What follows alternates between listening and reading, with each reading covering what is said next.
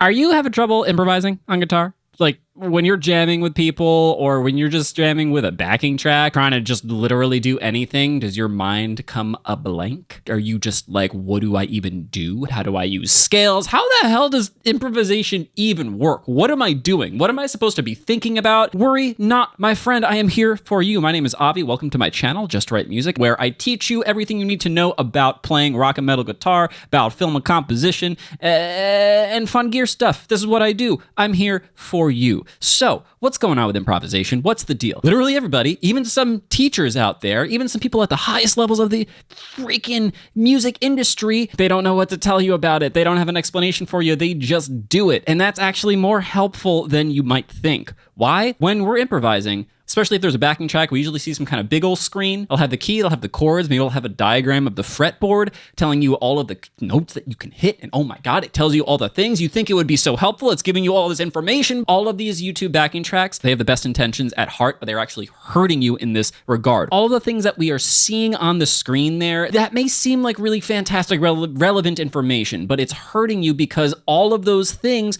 are things that we should not be thinking about at all when we're actually playing. Why? Well, that's number one. The first reason why you're actually terrible at improvisation despite yourself. Because guess what? You're not actually bad. You're just doing it wrong. Number one, you're thinking too much. Too much here in your frontal neocortex where we're thinking about all the analytical stuff, all the theory. What scale should I use? Do I know that scale? What are the positions of the scale I should start in? Should I start in the 5-string version, the 6-string version? I have a 7-string. How does that work out into everything? It's all worse and more confusing. So what's the answer? What do you do if you're not supposed to be thinking? First, let's go back to what I said earlier. All that stuff that you're looking at, the chords, the key, what scale to use, where you want to do it, all of that stuff you want to figure out beforehand. Most of the time, you actually only need to know one thing: what key you're in. All the other skills that you need to improvise, all the things that you need to do to practice to get good at it outside of actually improvising itself, those are the things you do in your regular practice routine. This is why we do the chromatic scales. This is why we do pentatonic and the major and minor scales and all the positions of the minor and pentatonic and major and minor. That's why we do all of those things, so that when we do go to improvise, we want to just be able to press play on our skills so that everything we've done in our practice up until that point, for however long you've been playing guitar, you're literally pressing play on those skills too. And those are the things, what you've internalized, the muscle memory you have in your hand, the licks that you've learned from riffs that you've learned, from songs that you've learned, from solos that you've learned, all of that stuff. And all of that, as it's been internalized in your hand and in your brain and in your ear brain place, that all comes into play. And those are the things that actually help you improvise. So what should you be doing when you're improvising that's not thinking? After you've done the analysis, you're like, okay, what key am I in? And that's fine. That's all you need to know because you've already been doing the scale stuff. And if you haven't been doing your scale exercises and you're sitting down to improvise, what are you doing? Stop. Go and learn a scale. Any scale. Go and learn the minor pentatonic scale, then come back to improvise. That's all you need to start. Just the minor pentatonic. Learn the first position. Just do that. If you haven't learned one position, then you shouldn't be improvising yet. You're just not there, okay? Go and learn it, and then you can improvise. Good job. Okay, now we're there. So what should you be thinking about? Here's the thing. What we should be doing isn't thinking, but listening.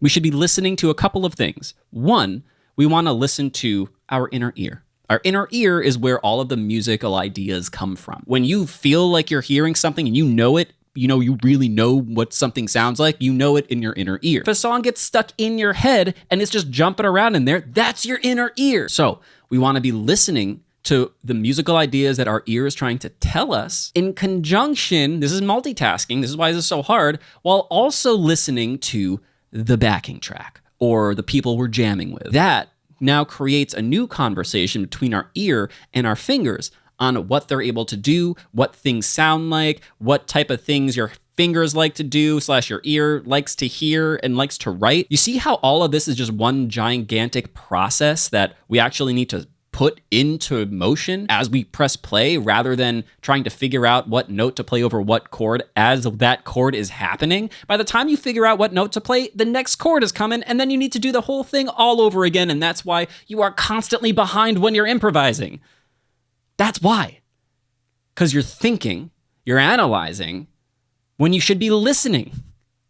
and listening to yourself in your head and how that compares and how it's possible to make that happen with your ear. That conversation happens between your ear and your fingers and how that works, while also making sure that how all that is going down makes sense and jives with the backing track, with the actual music. And this brings me to the third thing I want to talk about that really hammers home why you suck at improvising and how you can get better by just changing your mindset a little bit. When we're improvising, just because we're taking the melodic role doesn't mean we're not part of an ensemble. That means we're playing with other people and other things are happening around us, which means in order for the music to be the very best it could possibly be, it has to be greater than the sum of its parts. It has to come together in such a way that makes things feel like there's a little bit of magic going on. And there's no magic in any way, shape, or form out of somebody just playing over anything. Even if it's just a simple chord progression, if you are in tune with that chord progression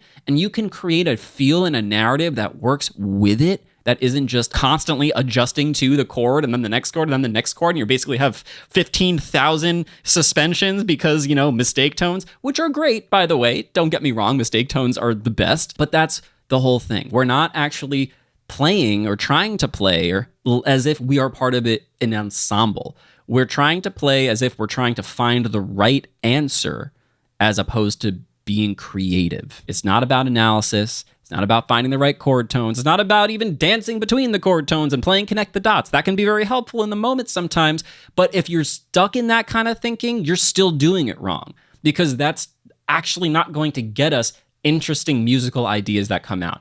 Interesting musical ideas come out of two places: your head and from listening to what's happening around you. Everything is a give and take and a push and pull. That means you need to be giving a little bit too. Another thing that is really common for people is to just be playing all the time. Even for kind of people who are good at improvising, they're just constantly playing all the time. They're not giving the music time to breathe. They're not giving the melody time to breathe. If you're constantly, this is one of the reasons why shredding, guys who just shred all the time are kind of bad at writing music because they're being too analytical about it and they're playing so many notes that statistically some of those notes are going to be right, so they sound pretty okay, so they're passable. But most of the time it's just a flurry of notes with maybe not even any kind of rhythmic idea happening that make it break it up or anything, make it interesting.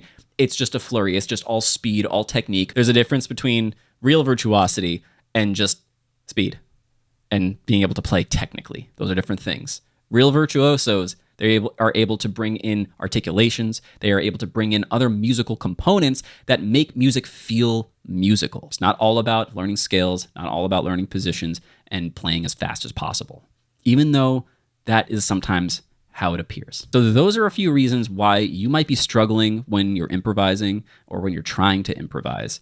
And if you want to learn a little bit more and learn how to master any riff that you could possibly set your mind to and play at the level of your favorite guitarists, you should check out the link down in the doobly-doo because that's going to help set you straight for reals. That's all I got for you today. Really need to get this out of my system because there's so much bad information about improvisation. It's not that difficult, but it's really counterintuitive.